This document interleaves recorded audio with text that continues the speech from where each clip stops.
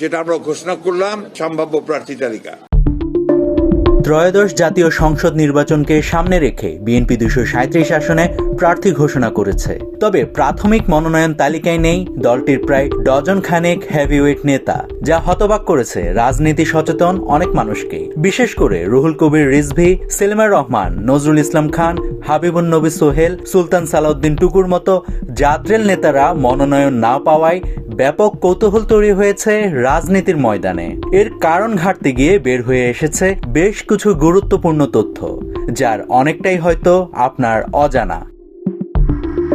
বিএনপির মনোনয়নের তালিকায় দেখা যায়নি দলটির যুগ্ম মহাসচিব হুমায়ুন কবির, বিএনপির চেয়ারপারসনের উপদেষ্টা আব্দুস সালাম, মোয়াজ্জেম হোসেন আলালদের মতো নেতাদের নাম। দলটির ভাইস চেয়ারম্যান আসাদুজ্জামান রিপনও নেই প্রার্থী তালিকায়। এমনকি টক শোতে বিএনপির প্রতিনিধিত্ব করা আলোচিত নেত্রী রুমিন ফারহানাও পাননি দলীয় মনোনয়ন। রাজনীতির মাঠে এখন একটাই প্রশ্ন, কেন মনোনয়ন পেলেন না হেভিওয়েট নেতারা? খোদ বিএনপির তৃণমূল কর্মীরাও অবাক এই সিদ্ধান্তে।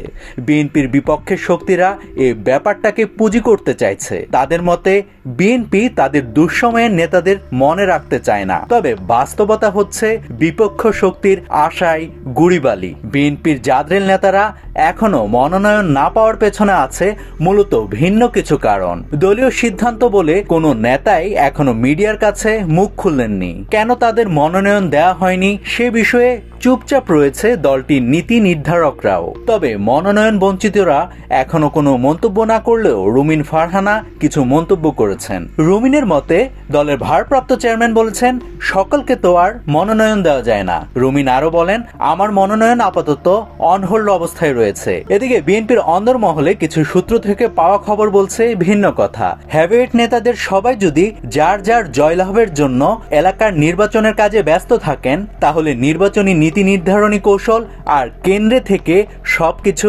দেখভাল কারা করবেন? গুঞ্জন আছে যে মূলত কেন্দ্র থেকে নির্বাচন মনিটরিং এর জন্য এসব হেভিওয়েট নেতাদের দায়িত্ব দেওয়া হবে, যে কারণে প্রাথমিক মনোনয়ন তালিকায় নেই তাদের নাম। তবে এখানে একটা কিন্তু আছে, এতজন হেভিওয়েট নেতা কি লাগবে এই নির্বাচনী কাজ দেখভাল করার জন্য?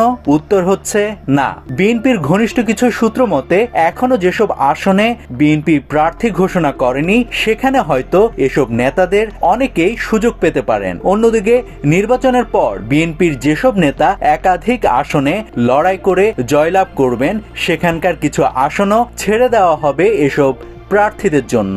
মূল কথা হচ্ছে নির্বাচনে মনোনয়ন না পেলেও এসব হেভিওয়েট নেতাদের যথাযথ মূল্যায়ন করা হবে বিএনপি থেকে। এমন একটা গুঞ্জন আছে যে বিএনপি যদি জনগণের রায় নিয়ে ক্ষমতায় আসতে পারে, তাহলে এসব নেতাদের অনেকেই টেকনোক্রেট, মন্ত্রী বা প্রতিমন্ত্রী হতে পারেন।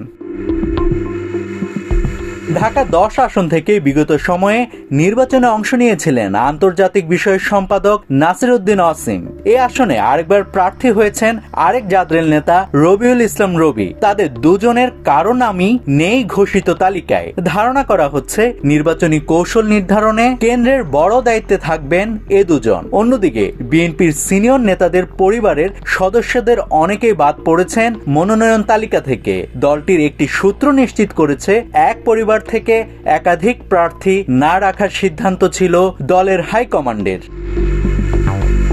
তাছাড়া বিএনপির মহাসচিব মির্জা ফখরুল ইসলাম প্রার্থী তালিকা ঘোষণার দিনই জানিয়ে রেখেছেন যে এই তালিকা সম্ভাব্য তালিকা, এতে পরিবর্তন যে কোনো সময় আসতে পারে। নাভিদ হাসান, সোনালী নিউজ।